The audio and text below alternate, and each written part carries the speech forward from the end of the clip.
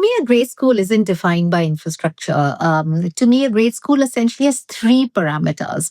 One, where standards scale. So, irrespective of whichever classroom you walk into, the standard of the classroom remains the same. Second, that standard is delivered consistently, which is really the tough part and the operational rigor required. And third, a great school is where students are first safe, second seen, and third, inspired. So if we get scale standards delivered consistently to students who are safe, seen, and inspired, to me, that's a great school. Hello and welcome to the Advanced Podcast. I'm your host, Vikas Pota. My guest today has one of the most unexpected origin stories in Indian education. Shreyasi Singh started a career in the newsrooms of broadcast media, moved into journalism, spent years editing one of India's most respected entrepreneurship magazines, and then almost against her own expectations, crossed over to the other side and started building the kinds of institutions she used to write about. Today, she is the founding managing partner of Jetri, a firm that works with philanthropists and education leaders in India to design and build institutions that are meant to last. Before Jetri, she co-founded Harappa Education, India's first large-scale platform focused on cognitive, social, and behavioral skills, and also led enterprise skilling at one of Asia's largest education businesses. On a personal note, she grew up listening to Hindi film music. The song she keeps returning to every few months on repeat is Tu Jhoom, a Pakistani ballad sung by Abida Parveen. And when asked how we make the world a better place, her answer is by discovering joy, by having the courage to leave what is not meant for us, and by striving to build scaled public systems that actually work. She calls it utopian. I would call it a life's work. Shreyasi, welcome to the Advanced Podcast.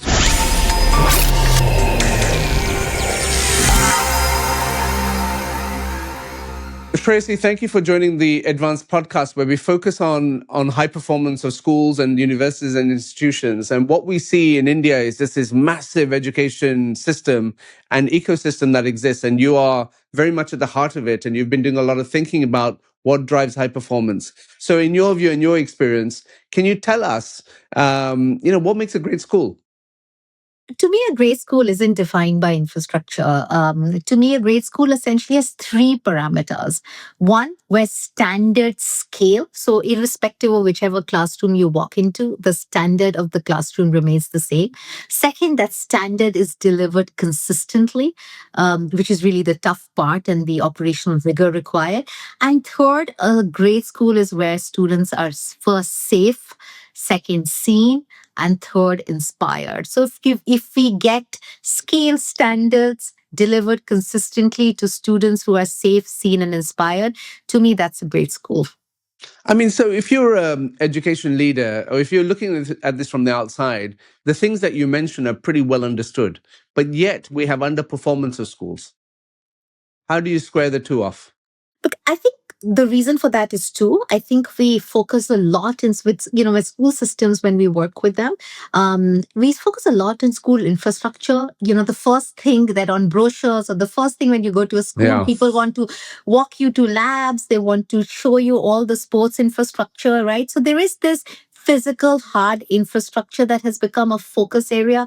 Almost prestige comes from that. And I think that's wrong. Second, especially in India, I think we've been able to scale access and scale the number of classrooms. So we've built the classrooms, but I don't think we've built the capacity around what happens inside the classrooms. And I think that is where, although these parameters that I discussed are so simple, they're so tough to do because the software of it is what is the missing institutional capacity. And really that comes to teachers. I mean, so India has, at the last count, has crossed 10 million teachers, or 1 crore for the first time in its history, according to government data, right? And yet teaching is losing the battle for talent. Government schools are losing students to private schools. Para teachers work on low pay with no job security. Recruitment processes in many states are so delayed that qualified graduates simply stop waiting. What is your honest read on why the profession is struggling to attract and hold people, even as the numbers grow? We've tried to mass recruit our way into a profession of teachers. You can't do that. I think you have to first make the profession aspirational, which it isn't. And it becomes aspirational essentially because of three things. Any profession becomes aspirational because A, you get status and respect from your Yes. community, right? I think that's first. Second, you actually get the compensation you need to be inspired and do a good job day on day. And third, there has to be a trajectory of growth and not 40 years of you doing only the same thing without, investment into your development. So I think again, and I think that is actually the problem with most of everything that's happened in India. We've done an amazing job, something for the world to learn about how we've been able to scale access, but it is really in the delivery and creating the capacity is where we have really sort of struggled. And teachers or even faculty and higher ed are at the very center of that lack of institutional capacity. I think we need sort of an amazing mass awareness, like a brand campaign to make teaching cool, right? I think we have to first, it really to me is like, it is like, it's like all the great public health campaigns which make something cooler, right? You drives better, Mm. you drink less, or other things. I think we need that kind of national brand campaign to make teaching cool. And second, we need to feel like not everyone can teach, right? A, people must choose to teach. And second, they must be equipped with the skills to teach. I feel like we haven't done both. We haven't done the ground up teacher by teacher kind of development so that great teachers emerge.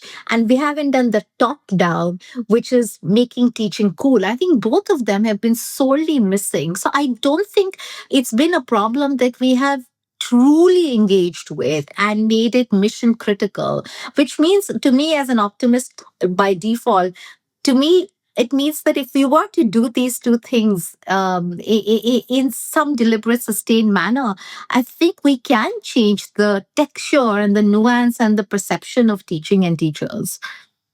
I mean, so India has a fairly large public education system. I mean, I don't have the numbers at hand, but it also has a very large private education system, given just the sheer number of people in India.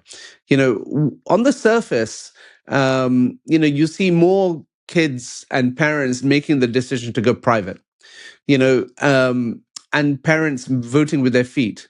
But is it actually that simple? What is the private school boom in India really telling us?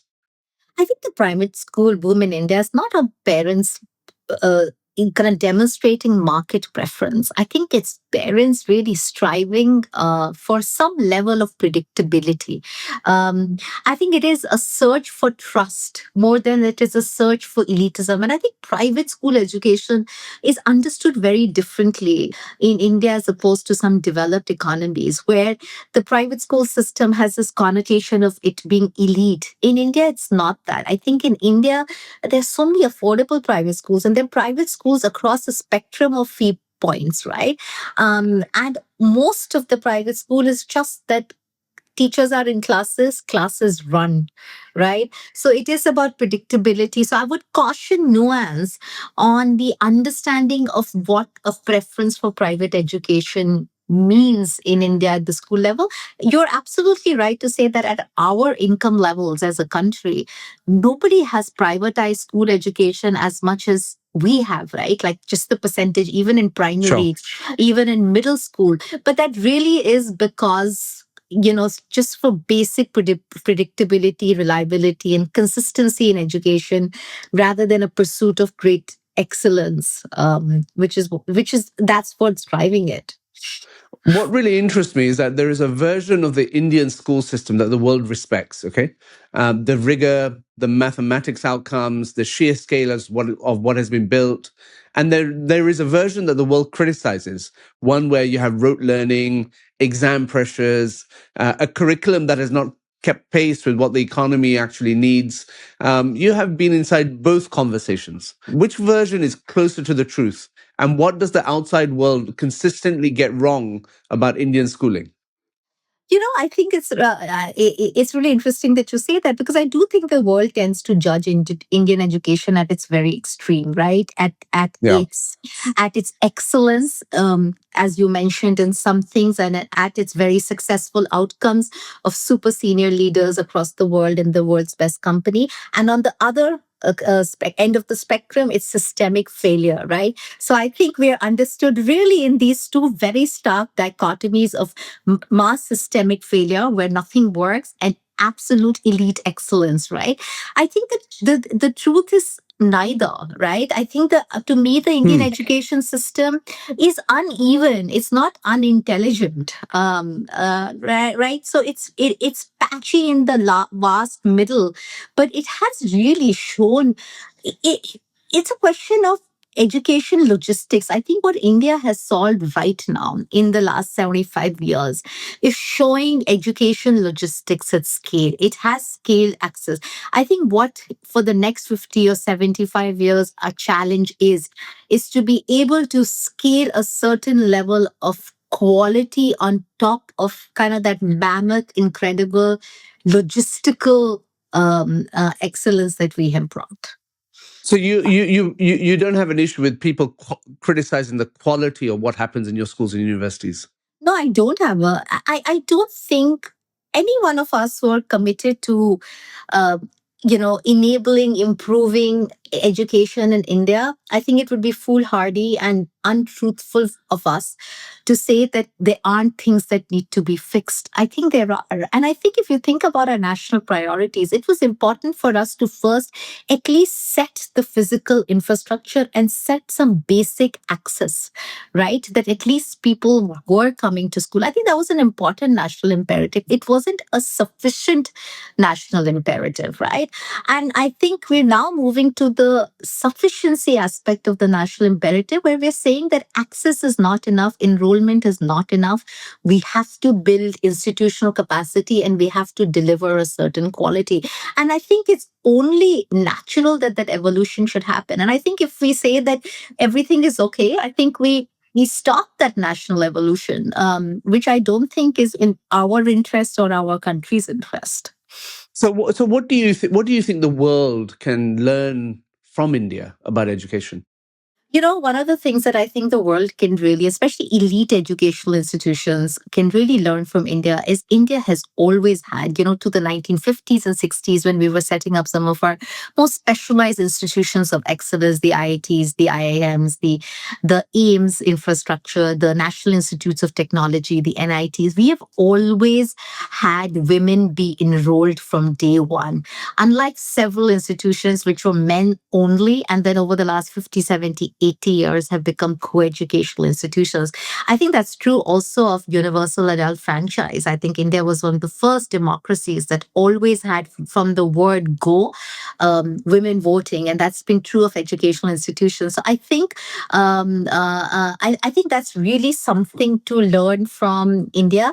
I think the other thing to learn from India is how to innovate under constraints. I think that is the second thing that I would say people can learn from India. Almost, many of the best innovations in education are not because of, a pursuit of excellence. They come out of necessity, right? And I think the fact that we've been able to do that is great as well. And I think the last thing that I would say, the national tests, whether in India, whether in China, whether in South Korea, are always maligned for the immense pressure and the kind of the toxic pressure that is put on students, and the coaching industry that comes around it, or the test prep infrastructure that comes around it.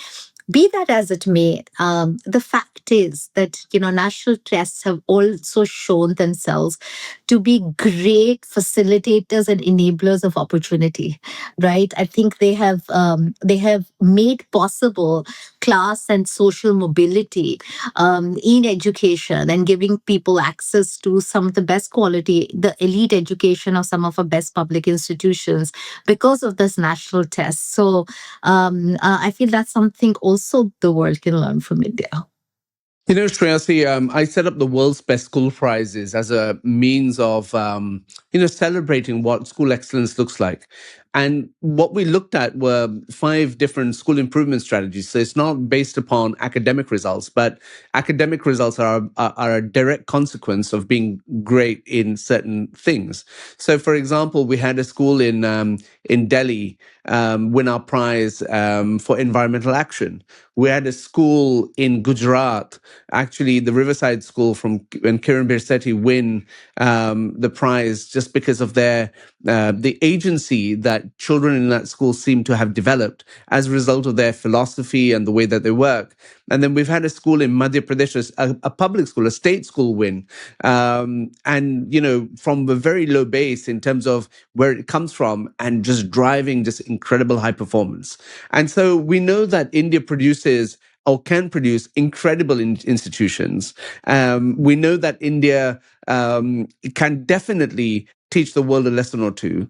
But, this podcast is focused on high performance. And prior to every interview, we send you a questionnaire and we ask you, what are your 3 lessons? So why don't we start with your first when it comes to driving high performance in education? Academic excellence begins with a great school culture. Vision, leadership, and a positive working environment are the keys to success. It's all part of the hidden curriculum. But how can your institution prove that it passes the test? Welcome to Best School to Work, your guide and beacon for great school culture. Imagine a future where schools shine and teachers thrive. Our certification program empowers schools to create a positive culture that stands out from the rest. While detailed guidance and expert-led courses allow schools to keep improving their culture, achieving certification will put your school on the map. Best School to Work is the gold standard of school culture. Together, let's transform education. Join Best School to Work and create a brighter future for our schools, students, and educators. Start your journey today.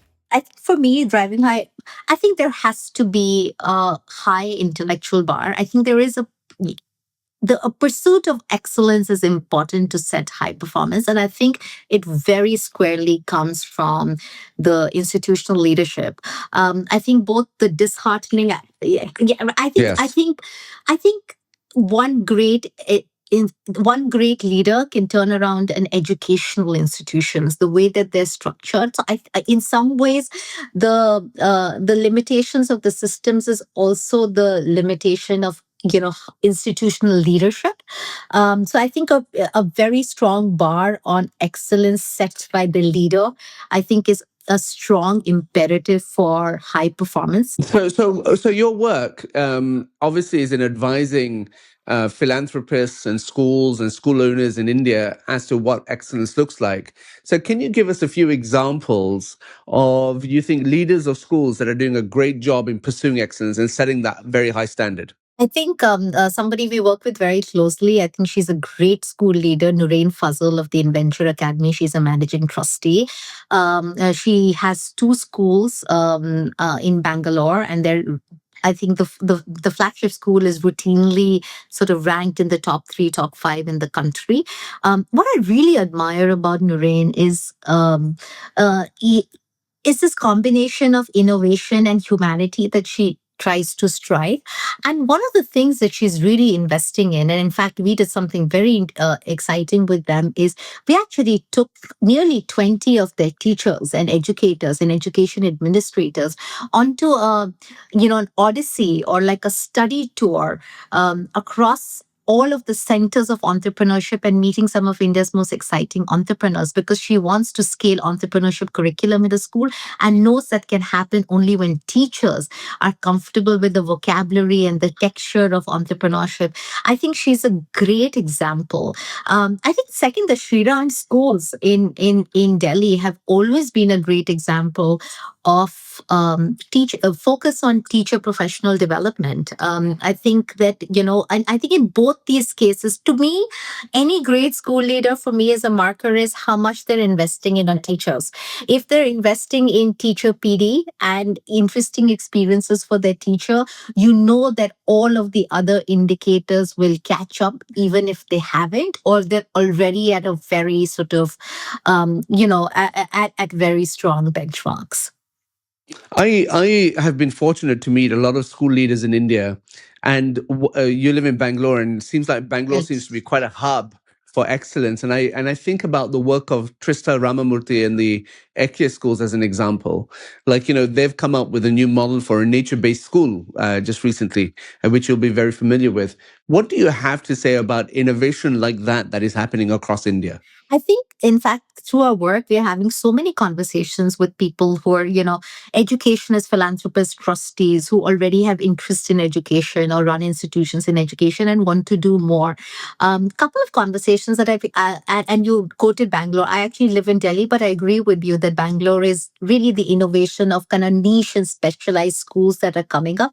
Really seems to be at the forefront of that in India.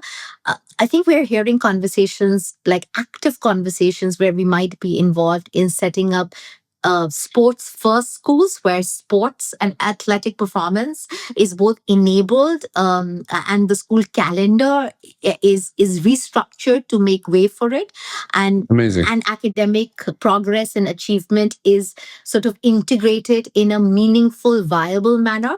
The second thing we are seeing also is STEM focused schools for, especially in senior secondary, like high school, where students are starting to form a preference to go either way. So I think what I'm seeing certainly is, to the example that you quoted, an expansion of many more specialized, maybe niche swarms of schools, with the growing understanding that the current school system is not for everyone, and there are many different student pathways and there are many different kinds of students, and can we enable that? So I'm certainly seeing that. Second, which is the most heartening, if I come back to teachers, we are actively having conversations with three different institutions and three people coming from very different lenses on this, to set up specialized schools of education focused on teacher development and teacher training, because our current sort of, the bachelors of education is ill-equipped and not enough to kind of address and meet the needs of the modern classroom. So three different kinds of people, which I think is also very exciting. So I think these two conversations give me hope that people are thinking about this more meaningfully and trying to expand capacity, not just to expand more schools and increase enrollment, but to create different models in school education. Tell us about your second lesson in high performance. My second lesson in high performance is, my favorite quote is a quote that, and it's on my WhatsApp, it's everywhere. Anybody who knows me well knows that I use this Latin phrase called gradatum ferocitum, which essentially means step by step ferociously. I think, to me, high performance is always about keeping the long view, like zooming out to the 10-year view, but being intense every day. I think in the grunt and the grind of the operational rigor of running an educational institutions, one school day in, one school day out, I think we sometimes start to normalize things that shouldn't happen. We normalize things which should still be challenged.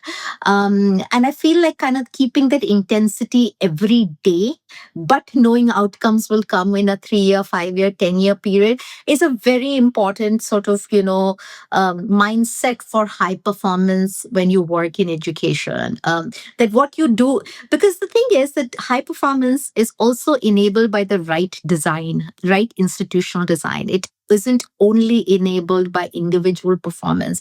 And I think and that's my third lesson in a way, that what you do in the beginning and what you do every day actually has an impact in the future. But sometimes we don't remember that lesson in education. The last thing I would say, in a way connected to this, is I feel in education you can't scale quality incrementally.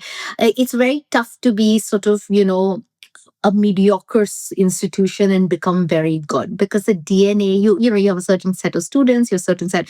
It's very, very difficult. I think we're constantly with boards and trustees that we work with, especially those who are setting up new institutions. We're constantly urging them to do everything right in the from the word go, because I feel like if you pitch it right in the beginning, you pitch the quality even at 20 students, 50 students, 100 students, that can scale to 10,000 students. Kind of incrementally trying to grow high performance is very challenging. It is very challenging, but very important and necessary, given the amount of schools there are in the world that could do with this forward momentum. Again, this is the reason why we've created Best School to Work, which is an assessment platform for schools to look at school culture firstly, because school culture drives high performance in a significant way. If any of our listeners want to know more, then please do get in touch with us. But Shreyasi, one of the things that also I have thought about as a defining characteristic is through my interactions with schools and educators in India is the lack of autonomy that actually school leaders have. Do you have a thought on that? Because what I find is that their ability to make really significant decisions is diminished by owners of their private schools. Is that something that I'm just generalizing, or is that a truism? It's very interesting that you say that, because in one of the mandates that we've recently been working on, I actually feel like there was an immense amount of autonomy in giving to the head of the school or the principals. I think we assume that all heads of schools and all school leaders and principals are naturally kind of accelerating growth for themselves. I feel like in some cases we tell the boards that your responsibility is to bring entrepreneurial energy and an innovative vision, because that's not really always a part of the school leader. So I think both things happen. I don't agree that it's only what is all schools are only suffering from a lack of agency. I think more schools are suffering from lack of vision, and a lack of kind of what great looks like, and are we trying to get to great. And I think that vision must be shared at the leadership level by the trust or the board, as well as the individual running the school. And therefore, if that individual running the school is so important, what are we doing to help them grow and see different Correct. models? I feel like there isn't even one great professional development program, right? Which is truly immersive and useful for school principals, vice principals, heads of schools. I feel like that's one of the things that I wish, we could do. India, Shreyasi, and you can decide not to answer this question if you don't wish to. India is beset with rankings. So, do you have a thought about how useful these rankings are? Unfortunately, I will answer the question. I think the world over is beset by rankings. I don't think the US higher education system is any different. So I don't think it's an India problem. I think the problem is, I wish we did a more robust job of ranking. I think the problem in India is not to have ranking, but can we trust the rankings? Because the fact is that students and parents do need light posts and guidelines to make decisions. So I don't want to fight the, because that's also taking away some level of information away from the parents and students, right? The problem I would rather focus on is making sure the rankings are not bought or manipulated or wrongly influenced, but that the rankings serve the purpose that they were to serve, which is to shed more light, and there was honesty in that process. Shreyasi, I could say a lot more, but we won't for this particular occasion. I'm a huge believer in signaling, whether it's universities or schools, as to what good looks like. And the storytelling is important. I think all these mechanisms actually help do that. But you're right to say the integrity matters greatly and what they're assessing matters greatly. But so in your lessons of high performance, you've spoken about, firstly, the pursuit of excellence, not giving up, and making the last 10% effort, as you call it. The second thing I hear from you is around, being a creator of net new energy in the room, giving momentum, dynamism, action. I think that's also very, very understood. And the third thing is you talk about, and you kind of inferred it, but I just want to make sure that I understood it. Are you talking about not being afraid to speak the truth, embracing what you would, or what people would call creative conflict, and speaking up? Is that your third lesson? Oh, absolutely.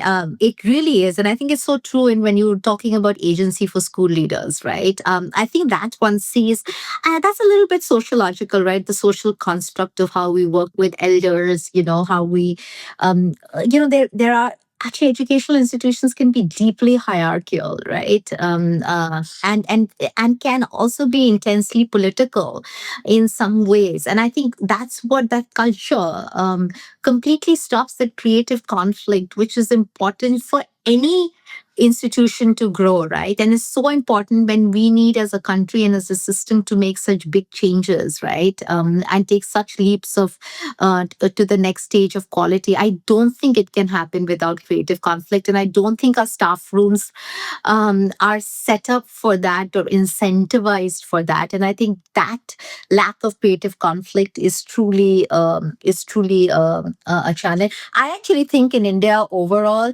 we should be more pissed off than we are about many things, right? Because I think, I do think you need some of that challenger energy even as you keep optimism alive, right? I think my brand of being challenged is listen, because I know that we can get to a better future, not challenge to say listen, everything is terrible and we want to break it down and demolish it. That's not helpful, right? I think so. That DNA and that environment for these creative conflicts to happen is super important. And unfortunately, there I I don't see enough green shoots. I wish there was a way for us to kind of ignite more of that. Shreyasi, I want to shift the focus onto higher education. And there's in the world today, I think there's an existential crisis when it comes to universities and their roles in particular and how they transform. In India, there's a lot of data that shows that enrollment amongst 18 to 23-year-olds has been rising steadily. And your national education policy sets an ambitious target of where it needs to be by 2035. But the gap where India is now and where it needs to be is enormous. And more private players and global institutions are now very attracted to India as that pressure grows. Where do you see it actually heading over the next decade? And what is the thing that could quietly derail the whole picture? So I think India has such massive headroom for growth, but kind of like, urgency of action on higher education. As you said, our gross enrollment ratio, which is obviously the percentage of school leaving students going into being enrolled in higher education, is around 28%. I think our national priority and focus is by 2045 to get that to 50%, upwards of 50%. Even then, we would be considerably behind in GER, opposed to other countries, developed countries, and also developing countries. India has 1,100 universities, or thereabout, and at that 1,100 universities, we're doing 28%. To get to 55, there are another 1,200 universities, and I think there are about 30,000 colleges, right? It needs to double that capacity. It's a civilizational moment to say that, in the next like 17 years, when you want to double GER. So I think I think India understands, and certainly the kind of the enabling regulation and the reforms in regulation in higher education, starting with NEP 2020 and then the 2023 Foreign Higher Education a bill, are all geared to say that, listen, we know we can't do it alone. We need to invite whoever is interested and whoever is the right fit to be able to invest for us to get this 28% number to 55% number in a 17-18 year period, right? So India has almost no options but to work on many models and to invite all well-intentioned, and I'm saying well-intentioned institutions working in education to set up. There I'm optimistic for a couple of reasons. I feel like India is going into this very interesting 50-year period, where I actually liken it to what happened in the US in 1830 to 1880. I recently did the study of the top 50 universities in the US and top 50 liberal arts colleges in the US, a pool of 100 institutions. 50 of them were founded between 1830, 53 of them were founded between 1830 and 1880, right? 68 out of the 100 were founded in the 1800s. There were only 17 institutions which were set up in the 20th century or the 1900s. So clearly, seems like, large systems are built in a once in many centuries opportunity. And I think could India have that? And couple of ingredients that are important is, of course, this collective philanthropy or just much more philanthropic capital going into higher education, right? I think all the public markets action in India and the growing wealth, and the fact is that the growing wealth in a small number of hands, right? Which was also true of 19th century US and which is true of so many economies, creates kind of these deployable large sums of capital, which is what higher education needs. And we're seeing that over the last 10, 15 years in the emergence of many high quality new age private universities that have come up in India, right? And I think we know that we are currently working on, 5 new universities that are going to come up in India in very similar philanthropic model. So there I have, and it's there if we get the institutional design right up front and set the standards up front. I'm hopeful with fingers crossed that we can see some change on foreign institutions, right? I think it's not. I think, and we speak to several. I think the question there is not whether there is. I think they confuse demand for readiness. I think the story there is whether some of these whether the foreign institutions can survive contact with India, right? In the way, whether they can design the programs and the messaging and the systems to sort of survive that contact. I feel some will. There's many will do well, some will stagnate, and some will not be able to make it. But that's true of anything. But I think the ones that who do well, we need that capacity. We need that capacity of somebody else taking somewhat of a risk. So, there's that joke about, an Indian student not getting into, getting into places like Harvard and Stanford and Cambridge and Oxford. And the joke is that they couldn't get into IIT in India or IIM in India, because of capacity. But, the bar that these institutions have set is obviously very high. And there's a new swathe of institutions that are coming online. And your friend and co-founder and mentor has created a couple of these, who is Pramath Sinha. He's looked at Ashoka University, he's done the ISB. I mean, what else are you seeing in India? Tell us about a few of the institutions that are coming up that we should all be paying attention to, simply because of their innovation or their intent, or what you think that they're doing is so innovative. Yeah, I think one of the institutions that I'm really watching, and I feel optimistic about, is Plaksha University. Plaksha University is in Mohali, which is on the outs near Chandigarh. Again, very similar model to an Ashoka, as you mentioned, collective philanthropy, many new age entrepreneurs giving to the institution. I think their focus areas are around technology plus entrepreneurship. And I think that intersection of technology and entrepreneurship is so important for India. And for students.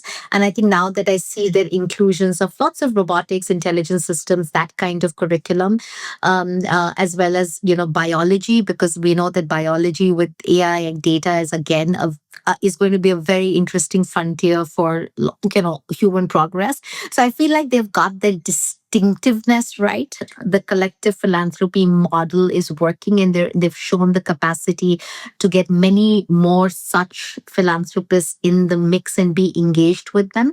I think because they focus on technology and entrepreneurship, I think they have a very distinctive cadre of philanthropists, many people who were first generation entrepreneurs of technology businesses.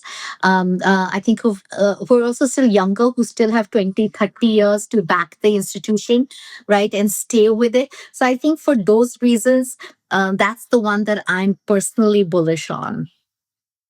And then when you see models like Masters Union, which are taking the fight to like an ISB, can you say a little bit about that? These young insurgent institutions like that? Pratham is a good friend, and I see. I think because I have a very clear, sort of philosophy when it comes to India. Anybody well intentioned delivering to whatever they have said they will deliver. I don't judge different messaging and different focus areas, right? I think Master Student has a very strong hypothesis of I'm going to get you to be super ready to start businesses, right? Now, many others will say, hey, that's light on academic rigor, or that makes students already too transactional. They before they're able to imbibe all the foundations, they're actually starting to think businesses. But the fact is, there is a space in a country which will only progress by many more entrepreneurs, and the way economies are shifting because of so many things, where jobs are not what are going to be useful or viable for so many of us. I think, kind of unleashing or enabling entrepreneurial energy and that kind of that hustle and my hustle in the DNA is also an important.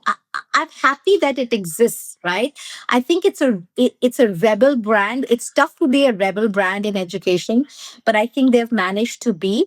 But I think their theory of change, driven by very strong business minded entrepreneurship, is an important theory of change. I think the jury is out for everyone in terms of can you consistently can you consistently message what you are messaging to students and deliver against those.